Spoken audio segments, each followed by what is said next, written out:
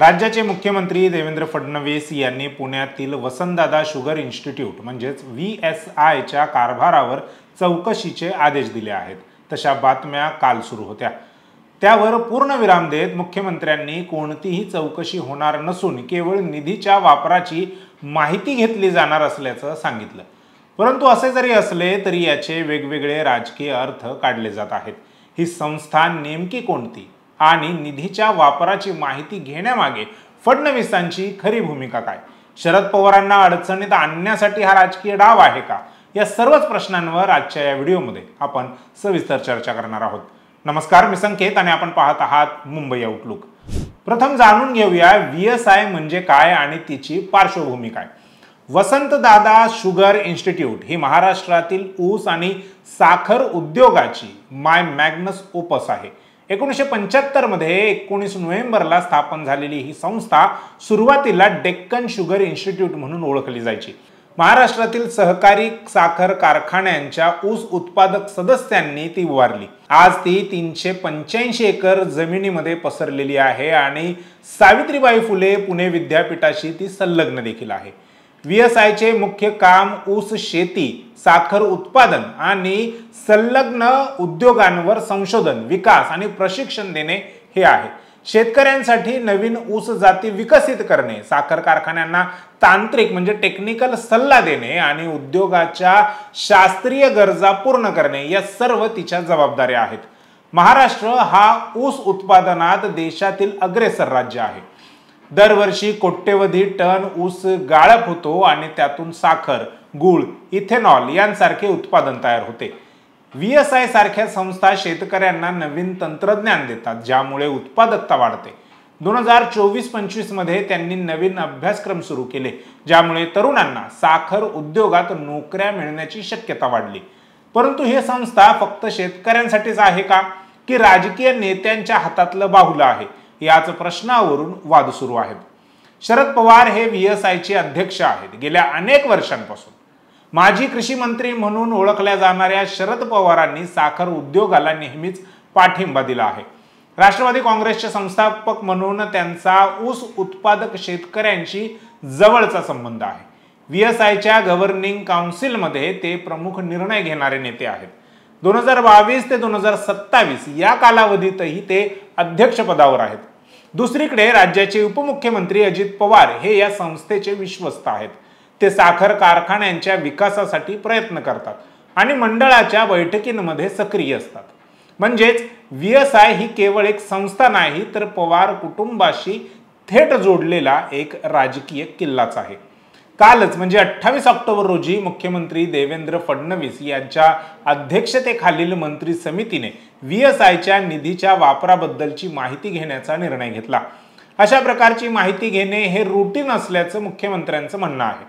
पुण्याच्या हवेली तालुक्यातील मांजरी बुद्रुक येथील VSIच्या कारभारावर त्रिसदस्यीय समिती नेमण्याचे आदेश दिले गेले। ही समिती साखर आयुक्त संजय कोलते यांच्या अध्यक्षतेखाली असेल आणि 2 महिन्यात म्हणजे डिसेंबर 2025 पर्यंत ही सर्व माहिती सादर करेल।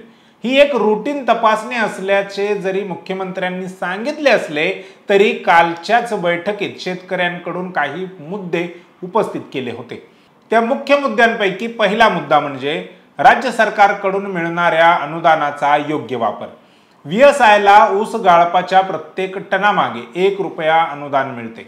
शेतकऱ्यांकडून आणि कारखान्यांकडून वसूल होणारा हा निधी कोट्यवधी रुपयांचा असतो। हा पैसा संशोधनावर खर्च होतो का की इतरत्र वळवला जातो? दुसरा मुद्दा संस्थेची मोठी जमीन।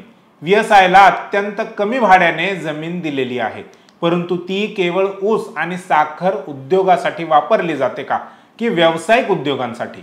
आणि तिसरा महत्त्वाचा मुद्दा आर्थिक व्यवहारांची पारदर्शकता। याबाबतची सरकारची ही समिती माहिती घेईल का आणि सरकार त्यावर कारवाई करेल का हे आपल्याला या समितीचा अहवाल आल्यानंतरच समजेल। फडणवीस सरकारने साखर उद्योगाच्या बैठकीत हे मुद्दे उपस्थित केले आणि लगेचच आदेश काढले। पण यामागे फडणवीसांची भूमिका काय? ते म्हणतात शेतकऱ्यांचे हित प्राधान्य, परंतु राजकीय विश्लेषक सांगतात हा शरद पवारांवर थेट वार आहे।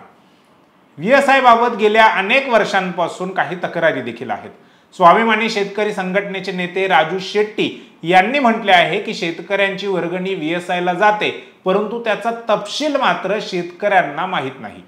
ऊसाची को 265 ही जात शेतकऱ्यांमध्ये लोकप्रिय आहे, परंतु VSI मुळे अनेक कारखाने ती नाकारतात. यामुळे शेतकऱ्यांचे मोठे नुकसान होते.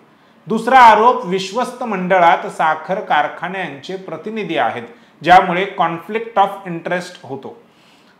संशोधनाचा फायदा शेतकऱ्यांना होत नाही, अनुदानाचा दुरुपयोग होतो आणि कारभारात पारदर्शकता नाही, या मुख्य तक्रारी आहेत. शेतकरी नेते म्हणतात की VSIने क्रांतिकारी काम केले आहे, परंतु आता तपासणीची गरज आहे. फडणवीस यांनी नुकत्याच झालेल्या साखर उद्योग बैठकीत हे मुद्दे उपस्थित केले आणि कारवाईचा इशारा दिला. शेतकऱ्यांचा काटा मारणारे कारखाने मी शोधलेत, असे ते म्हणाले. म्हणजेच ही चौकशी केवळ VSIवर नाही तर संपूर्ण साखर उद्योगातील अनियमिततेवर आहे. या सगळ्यामध्ये फडणवीसांची राजकीय भूमिका काय? BJPचे मजबूत नेते म्हणून ते नेहमीच NCPला आणि त्यातही शरद पवारांना नेहमीच आव्हान देत आले आहेत. 2019च्या निवडणुकांनंतर महाविकास आघाडी सरकारमध्ये आली, सत्तेत आली व फडणवीसांना सत्तेपासून दूर व्हावे लागले. परंतु आता 2024 नंतर ते पुन्हा एकदा राज्याच्या सत्तेत आलेत. ही चौकशी शरद पवारांना अडचणीत आणण्यासाठी आहे का, हा खरा प्रश्न आहे. शरद पवारांच्या राष्ट्रवादीचे पुणे शहराध्यक्ष प्रशांत जगताप म्हणतात, हा वैयक्तिक हल्ला आहे. शरद पवारांनी ईडीला गुडघे टेकायला लावले. आता 85व्या वर्षी त्यांना त्रास देण्याचा हा सगळा प्रयत्न आहे. ते पुढे असेही म्हणतात की या आधीही भाजप सत्तेत होते, तेव्हा अशी तपासणी का झाली नाही. हा निवडणुकीपूर्वीचा एक ड्रामा आहे. दुसरीकडे राजकीय वर्तुळात असेही बोलले जाते की राधाकृष्ण विखे पाटलांना किंवा त्यांच्या मुलाला VSIवर घेतले गेले नसल्याने त्यांच्याच सांगण्यावरून VSIच्या निधीच्या वापराची तपासणी करण्याचे आदेश फडणवीसांनी दिले आहेत. शरद पवारांनी राधाकृष्ण विखेंनाच काय, परंतु त्यांचे वडील म्हणजेच बाळासाहेब विखेंनाही कधी VSIवर घेतले नाही. त्यामुळे मुख्यमंत्री फडणवीस जरी याला रुटीन तपासणी म्हणत असले तरी यात राजकीय हेतू दडलेले आहेत, असे राजकीय विश्लेषकांचे म्हणणे आहे. तिसऱ्या बाजूला राजू शेट्टींनी या तपासणी आदेशाचे स्वागत केले आहे. शेतकऱ्यांच्या तक्रारी ऐकल्या गेल्या, असे ते म्हणतात. राज्याचे उपमुख्यमंत्री अजित पवार VSIचे विश्वस्त असल्याने हा दोन्ही पवारांना धक्का मानला जात आहे. राजकीय वर्तुळात याबाबत म्हटले जात आहे की एकाच दगडात दोन पक्षी. फडणवीस हे भाजपच्या रणनीतीचा भाग म्हणून हे करत आहेत, ज्यामुळे NCPचा म्हणजेच दोन्ही NCPचा प्रभाव कमी होईल आणि अमित शहांच्या म्हणण्यानुसार त्यांना कुबड्यांची गरज नाही. त्यामुळे ज्या कुबड्यांच्या आधारे सरकार निवडून आले, महायुतीचं सरकार बनलं, त्या कुबड्या फेकून देण्याची ही तयारी आहे का? यातले सत्य काय? ही तपासणी पारदर्शक आहे की एक राजकीय षडयंत्र, हे तर वेळच सांगेल. परंतु या रुटीन तपासणीचे परिणाम काय असतील? जर अहवालात अनियमितता आढळल्या तर VSIच्या विश्वस्तांवर कारवाई होऊ शकते, अनुदान थांबवले जाऊ शकते आणि शेतकऱ्यांना न्याय मिळू शकतो.